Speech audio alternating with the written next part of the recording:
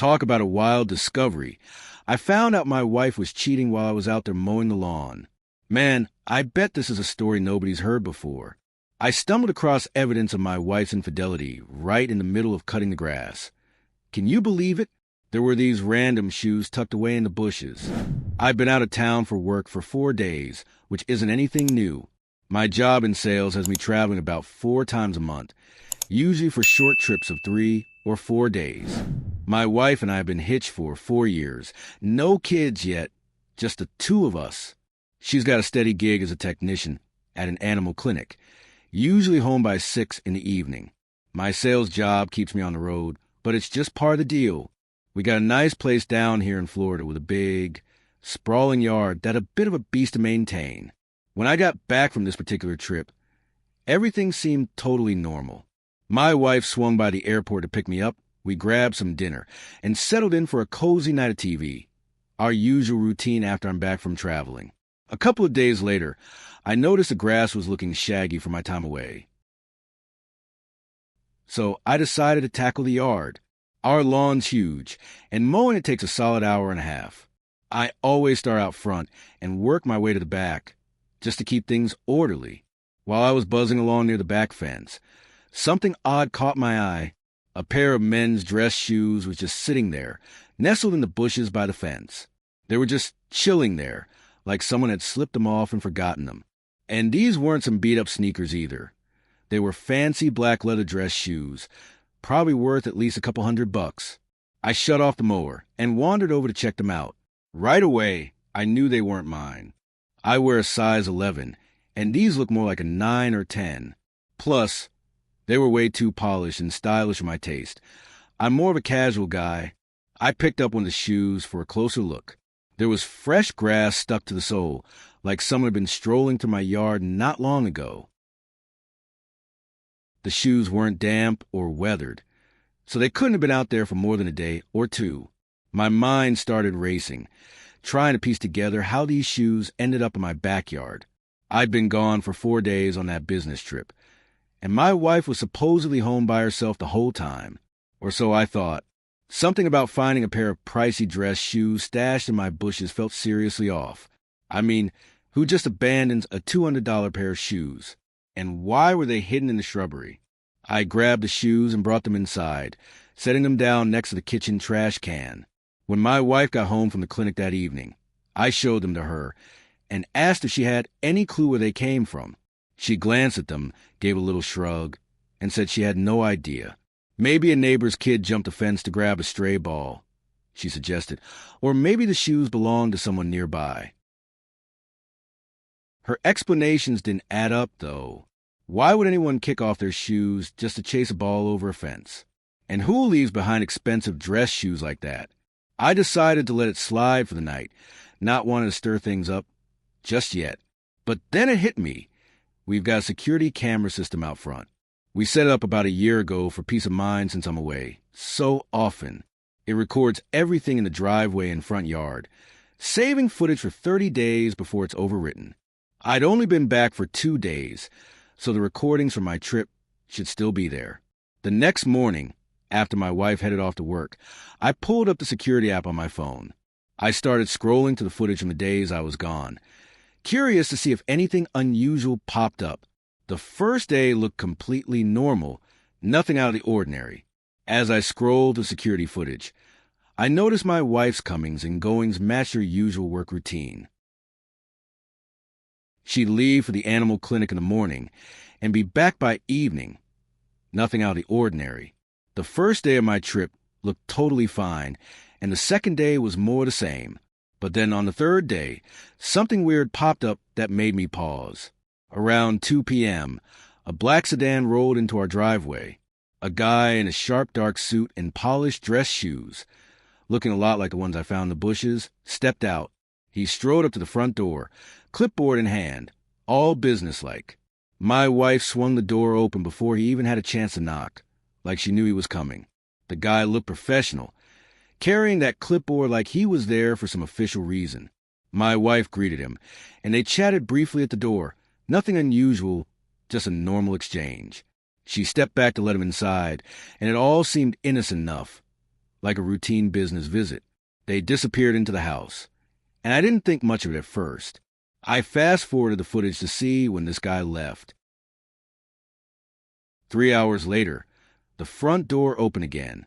My wife walked him back to his car, keeping a polite distance, like it was all above board. But then I noticed something odd. The guy wasn't wearing those fancy dress shoes anymore. Instead, he had on casual sneakers. That clicked for me. Those dress shoes in the bushes, they must have been his. It hit me that they probably went to the backyard at some point, where we don't have any cameras. Maybe he kicked off his shoes by the patio or near the pool and forgot to grab them when he left. That would explain why they were just sitting there in the bushes, looking barely worn. I kept watching, moving on to the 4th day of my trip. Sure enough, that same black sedan pulled up again, this time around noon. The routine was almost identical. The guy showed up with his clipboard.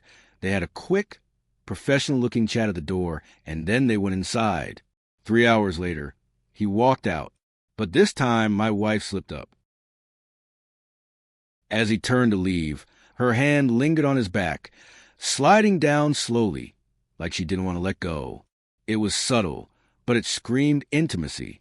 This time, though, he was wearing his original dress shoes, no sneakers. That's when it all came together. The clipboard, the suit, the polite front door chats. It was all a cover. My wife was having an affair while I was away for work, and they were careful to play it cool in front of the camera, sneaking to the backyard where no one could see them. I saved the footage on my phone, making sure to capture clear shots of the guy's face.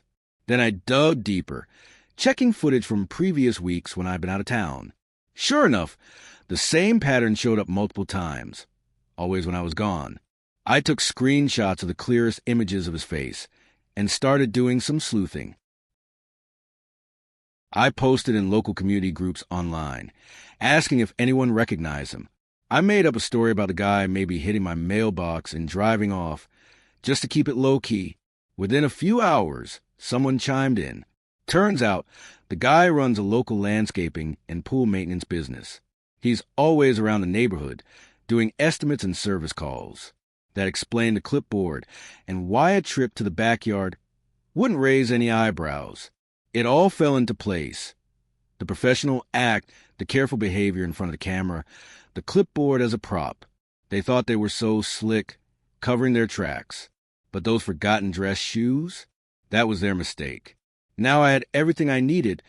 Clear video proof of my wife bringing this guy into our house, over and over, while I was away. This wasn't a one-time thing. It happened multiple times over several weeks, always when I was away on business trips. I had the screenshots with clear shots of the guy's face and a detailed record of his visits, plus those dress shoes as hard evidence. But here's the kicker about living in Florida. It's a no-fault divorce state. All the proof I'd gather, videos, photos, those fancy shoes, wouldn't make much difference in court. The law here doesn't care who cheated or why things fell apart. Assets get split pretty much down the middle, no matter what. Since we've only been married 4 years, I figured I wouldn't take too big a hit financially, but that wasn't the point. I wanted her to know I was in the dark, and I was determined to walk away on my own terms, not hers. Instead of blowing up at her right away, I played it cool. I acted like everything was fine, giving no hint that I'd uncovered her secret. Behind the scenes, though, I started planning my exit. I reached out to a divorce attorney and laid out the whole story, showing him the mountain of evidence I'd collected. He confirmed what I suspected about Florida's laws. The cheating wouldn't change how our property got divided. We started getting the divorce paperwork ready, keeping everything quiet. Over the next week, I began moving my stuff out bit by bit, so she wouldn't notice. Important documents, some clothes, a few personal items. Nothing that would tip her off if it went missing. I stashed everything at my brother's place, taking a little each day while she was at work. I was careful, methodical, making sure I left no trace of my plans. Then came the day I decided to pull the trigger. My wife headed to work at her usual time, acting like everything was normal. She gave me a quick kiss goodbye and wished me a good day, completely unaware of what was coming. The second her car pulled out of the driveway, I got to work. I printed out all the security camera screenshots, timestamps showing exactly when each visit happened, clear images of the guy arriving and leaving, and even the moment he swapped his dress shoes for sneakers. I added details about his landscaping and pool maintenance company, and a timeline laying out the pattern of his visits, all tied to my business trips. I spread the whole collection across the kitchen counter, like a detective laying out a case. Before walking out, I wrote a short note. In it, I made it clear I knew about her affair, that I'd been documenting everything for weeks, and that divorce papers would be filed soon. I placed a note right on top of the evidence pile, impossible to miss. Then I packed up the last of my belongings, loaded my car, and drove away. When she got home that evening, she'd walk into an empty house, my stuff gone, and the undeniable truth of her betrayal staring her in the face on the kitchen counter. At least I left with my head held high, my dignity intact. Update. It's been 8 months since I walked out and left that note without saying a word to my now ex-wife. She tried reaching out a bunch of times before the divorce, but I only asked her one thing: why? She didn't have an answer for me, and she never denied what she'd done. The divorce hearing was straightforward, clean and simple. She took her stuff, I took mine, and since we didn't have any shared savings, there was nothing to split.